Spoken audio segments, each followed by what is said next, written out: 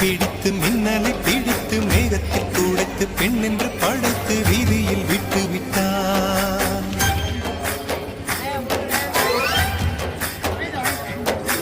இப்படி இன்னொரு பெண்மையை படைக்க தன்னிடம் கற்பனை தீர்ந்ததை எண்ணித்தான் பிரம்மனும் மூச்சையுற்றான்.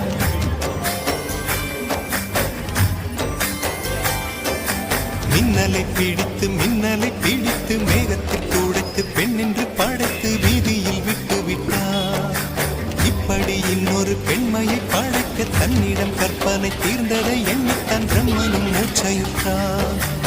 அவளின் நாசிக்குள் நுழைந்த காற்று உயிரை தடவி திரும்பும் போது மோட்சம் அடைந்து ராகங்கள் ஆகின்றதே. மழையின் துளிகள் அவளை நனைத்து மார்பு கடந்து இறங்கும் பொழுது முக்தி அடைந்து முத்துக்கள் ஆகின்றதே. மின்னலை பிடித்து மேகத்தில் துடைத்து பெண் என்று படைத்து வீதியில் விட்டு விட்டார்.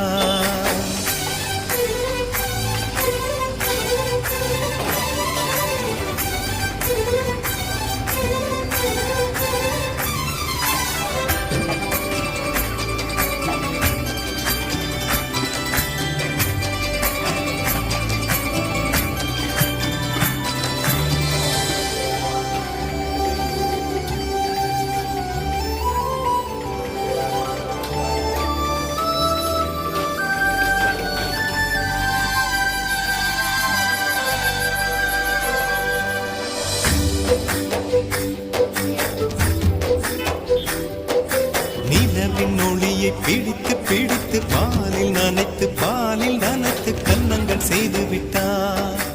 உலக மலர்கள் பறித்து பறித்து இரண்டு பந்துகள் அமைத்து பெண்ணை சமைத்து விட்டார். அழகு என்பது ஆண்பாலா பெண்பாலா என்பதில் எனக்கு சந்தேகம் தீர்ந்தது. அழகு என்பது நிச்சயம் பெண்பாலடா.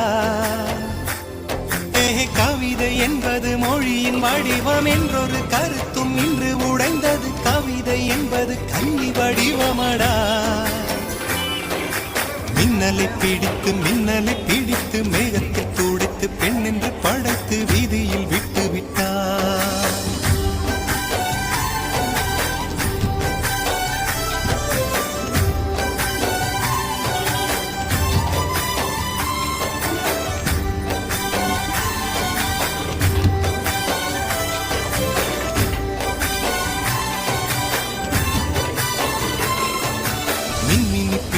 மின்மினி பிடித்து கண்களில் பதித்து கண்மணி கண் பறித்தாள்.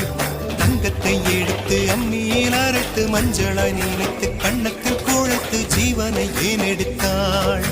காவித்துறவிக்கும் ஆசை வளர்ப்பவள், அருகம் புல்லுக்கும் ஆண்மை கொடுப்பவள், பெண்களின் நெஞ்சுக்கும் பித்தம் கொடுப்பவளே. தெரிந்த பாகங்கள் உயிரை தந்திட மறைந்த பாகங்கள் உயிரை வாங்கிட ஜீவனம் மரணம் ரெண்டும் தருபவளே. மின்னலை பிடித்து மேகத்தில் துடைத்து பெண் என்று